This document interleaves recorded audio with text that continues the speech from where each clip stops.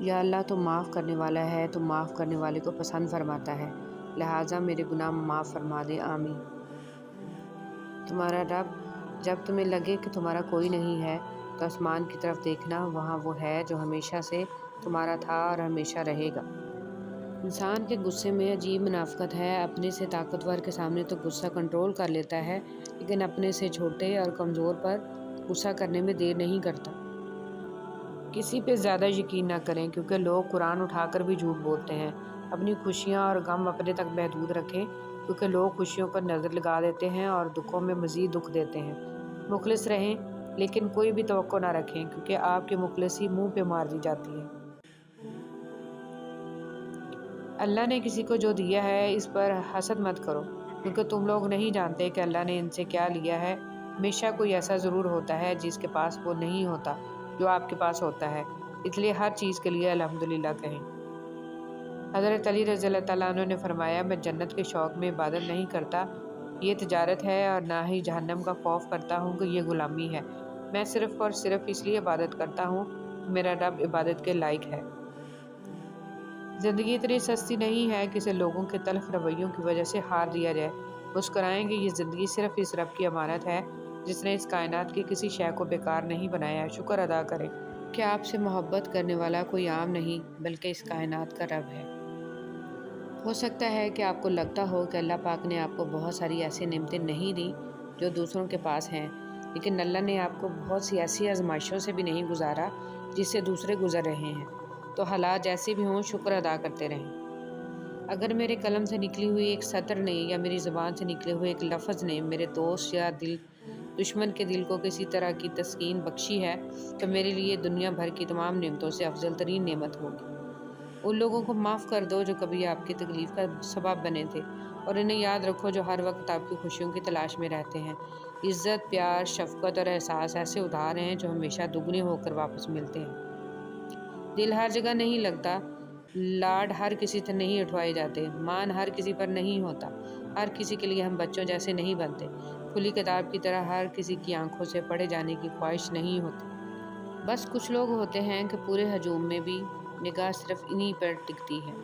رشتے وہی خوبصورت ہوتے ہیں جن میں احساس کا جذبہ ہو، کیونکہ ہمدردی تو ہر کوئی کر لیتا ہے مگر احساس کوئی کوئی کرتا ہے، اور یہ احساس لفظوں سے ظاہر نہیں ہوتا بلکہ انسانوں کے رویوں اور برتاؤ سے پتہ چلتا ہے کہ وہ آپ کے ساتھ کتنے مخلص ہیں۔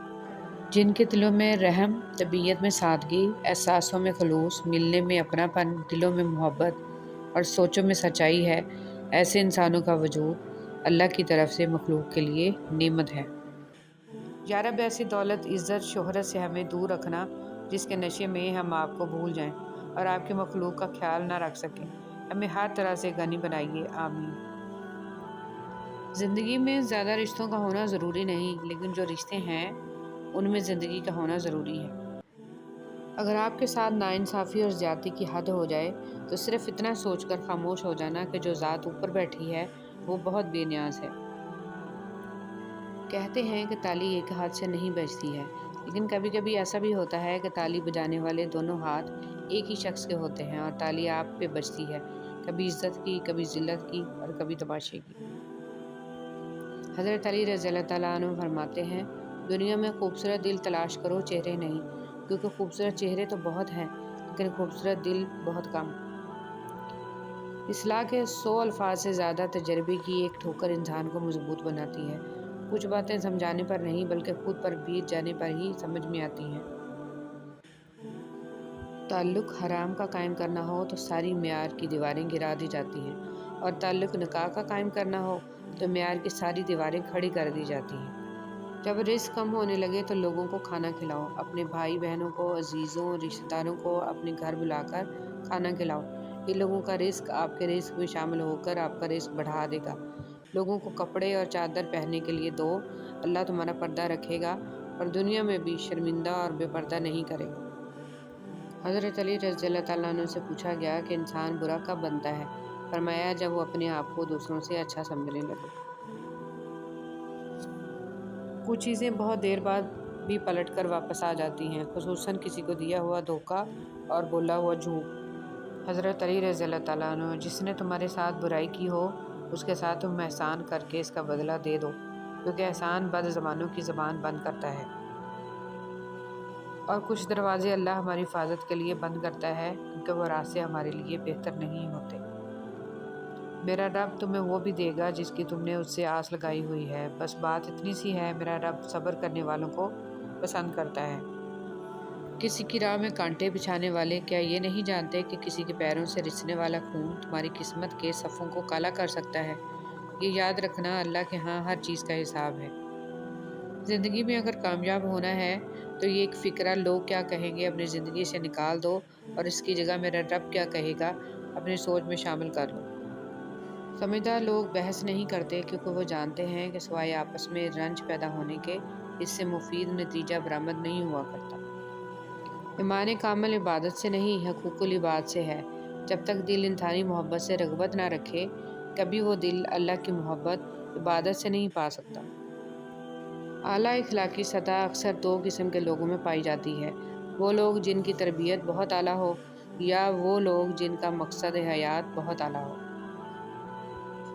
اگر آپ حق پر کھڑے ہیں تو آپ کو چلا کر بات کرنے کی ضرورت نہیں، اور اگر آپ حق پر نہیں ہیں تو چلا کر بات کرنے کا کوئی فائدہ نہیں۔ جذباتی ہونا، غصہ کر جانا، چھوٹی چھوٹی باتوں کو دل پہ لے لینا، جلدی رو دینا ایک صاف انسان کی نشانی ہوتی ہے۔ اس کی وجہ جذبات میں شدت ہونا ہے۔ یہ سب خوبیاں کسی منافق میں نہیں پائی جاتی، ان کا تعلق ان لوگوں سے ہوتا ہے جو رشتوں کو دماغ سے پڑھ کر دل سے چاہتے ہیں۔ جو تم سے نہیں ہو رہا اسے اللہ تعالیٰ کے حوالے کر دو، پھر دیکھو کیا ہوتا ہے، اسی کو وسیلہ بنا دے گا جو تمہاری راہ میں رکاوٹ ہے۔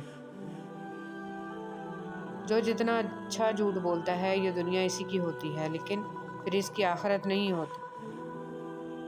کتنے دور نکل گئے رشتے نبھاتے نبھاتے، خود کو کھو دیا اپنوں کو پاتے پاتے۔ لوگ کہتے ہیں ہم مسکراتے بہت ہیں، اور ہم تھک گئے درد چھپاتے چھپاتے۔ اللہ نے اس دنیا میں اپنی نشانیاں چھوڑی ہیں جن کے ذریعے آپ اس کو محسوس کر سکتے ہیں۔